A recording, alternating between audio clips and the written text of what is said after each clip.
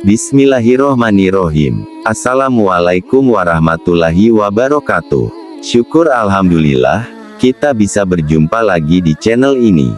Sholawat dan salam semoga selalu tercurahkan kepada junjungan kita, Nabi besar Muhammad Sallallahu Alaihi Wasallam. Allahumma sholli ala Sayyidina Muhammad wa ala ali Sayyidina Muhammad.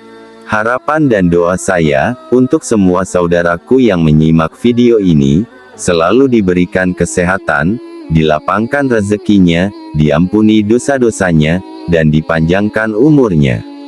Amin ya robbal alamin. Sahabat beriman yang dirahmati Allah. Ada 4 larangan yang hendaknya dihindari saat mengerjakan salat tahajud. Melakukan salah satu dari 4 larangan ini berarti menyalahi sunnah yang bisa mengurangi atau bahkan bisa menghilangkan pahala keutamaan salat tahajud.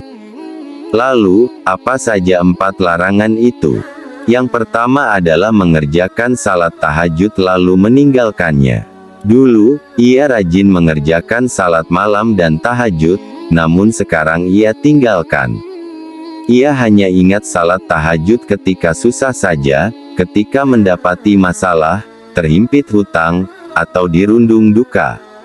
Namun ketika kondisi lapang, senang, ia lalu lupa dengan meninggalkan salat tahajud. Salat tahajud yang seperti ini mendapat kritikan dari Nabi Shallallahu Alaihi Wasallam, sebagaimana dahulu beliau pernah berpesan kepada Abdullah bin Amr bin Ash, "Wahai Abdullah, jangan kamu seperti si fulan dulu. Ia rajin salat malam, lalu sekarang ia meninggalkan bangun malam." Hadits riwayat Bukhari dan Muslim.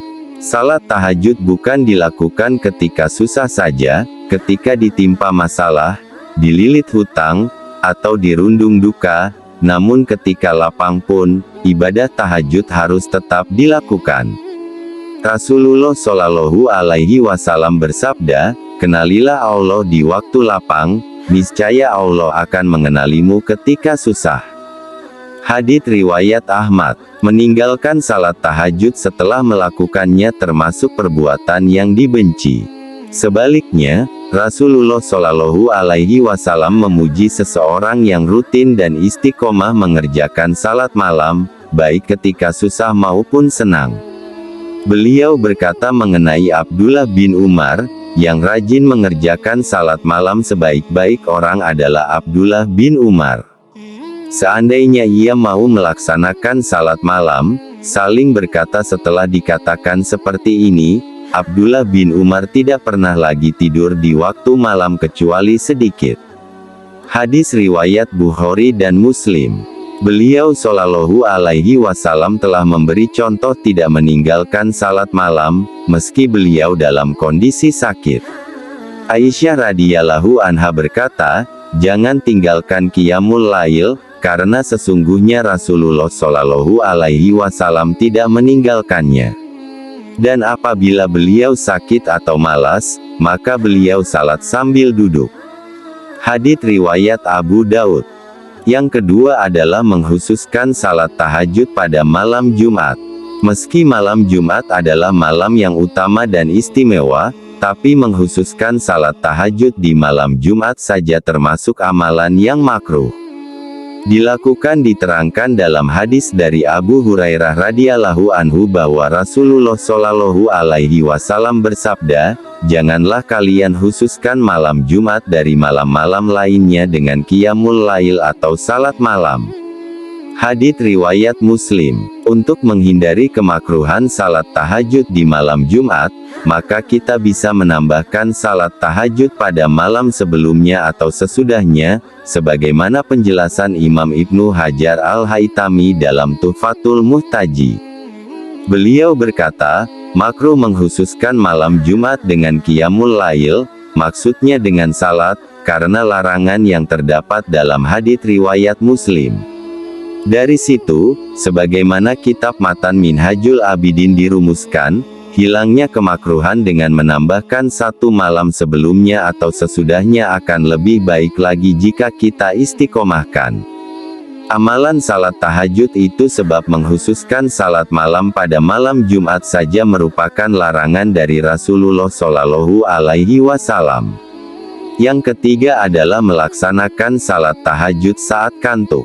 Jika mengantuk, hentikan atau tunda dulu salat tahajudnya dengan tidur atau istirahat sejenak sampai hilangkannya dan tubuh kembali fit.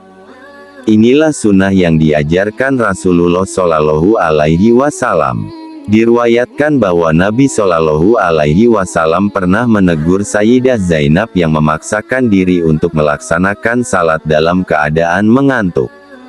Suatu ketika, Rasulullah Shallallahu Alaihi Wasallam masuk ke dalam masjid lalu mendapati sebuah tali yang dibentangkan di antara dua tiang.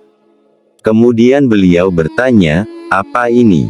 Para sahabat menjawab, "Ini adalah tali milik Zainab ketika ia salat berlama-lama hingga kelelahan, maka ia bersandar dengan tali itu." Rasulullah Shallallahu Alaihi Wasallam kemudian bersabda, "Lepaskanlah tali itu. Kalian harus salat ketika dalam keadaan segar. Jika kelelahan, tidurlah." Hadits riwayat Bukhari dan Muslim. Memaksakan salat dalam kondisi mengantuk itu dilarang, sebab akan menghilangkan kehusyukan, bahkan bisa mengakibatkan kesalahan dalam salat. Nabi Shallallahu Alaihi Wasallam bersabda, "Jika salah seorang di antara kalian dalam keadaan mengantuk dalam salatnya, hendaklah ia tidur terlebih dahulu hingga kehilangannya, karena jika salah seorang di antara kalian tetap salat sedangkan ia dalam keadaan mengantuk, ia tidak akan tahu." Mungkin ia bermaksud meminta ampun, tetapi ternyata ia malah mencela dirinya sendiri. Hadits riwayat Bukhari. Insya Allah, tidur yang diniatkan mengerjakan salat tahajud akan ditulis pahala seperti mengerjakan salat tahajud. Nabi Shallallahu Alaihi Wasallam bersabda, "Siapa yang mendatangi tempat tidurnya dan ia berniat untuk melaksanakan salat malam, lalu ia tertidur hingga pagi, maka dia tetap mendapatkan apa yang diniatkannya." Hadits riwayat Ibnu Majah dan An-Nasai. Tidaklah seseorang berniat mengerjakan salat pada malam hari, lalu ia tertidur, melainkan Allah akan menetapkan baginya pahala salatnya, sedangkan tidurnya itu menjadi sedekah baginya. Hadits riwayat An-Nasai. Yang keempat adalah bertahajud semalaman setiap hari. Meski salat tahajud itu baik diamalkan setiap malam, tapi bukan berarti dengan cara yang memberatkan. Sebab, memberatkan dalam amalan itu tidak termasuk sunnah yang dianjurkan. Bahkan, ia dilarang. Rasulullah Shallallahu Alaihi Wasallam telah memberi peringatan, "Demi Allah, aku adalah orang yang paling takut kepada Allah dan paling bertakwa kepadanya di antara kalian, tapi aku kadang berpuasa dan kadang tidak, aku mengerjakan salat malam dan juga tidur, dan aku juga menikahi perempuan. Siapa yang membenci sunnahku, maka ia tidak termasuk golonganku." Hadits riwayat Bukhari dan Muslim. Beliau Shallallahu Alaihi Wasallam juga telah mencontohkan seperti yang disebutkan Sayyidah Aisyah radhiyallahu anha. Ia berkata, "Aku tidak pernah melihat Rasulullah Shallallahu Alaihi Wasallam mengerjakan qiyamul lail semalaman sampai subuh, dan tidak pula pernah melihat beliau berpuasa berturut-turut kecuali di bulan Ramadan."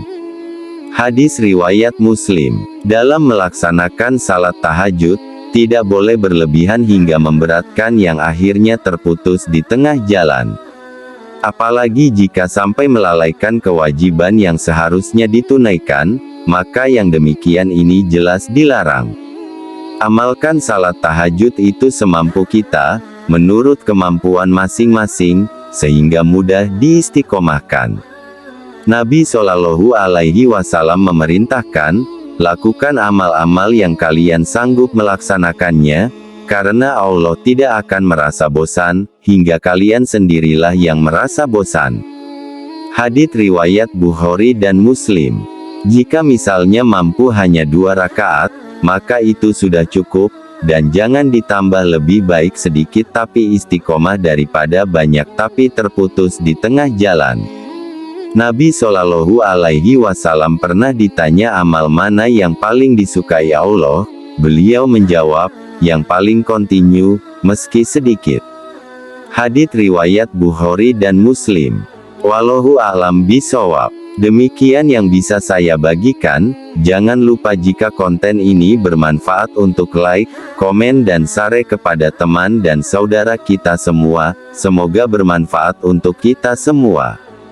Amin ya robbal alamin. Aqulu qouli hadza wa astaghfirullahi li wa lakum, fastaghfiru innahu huwal ghafur rahim.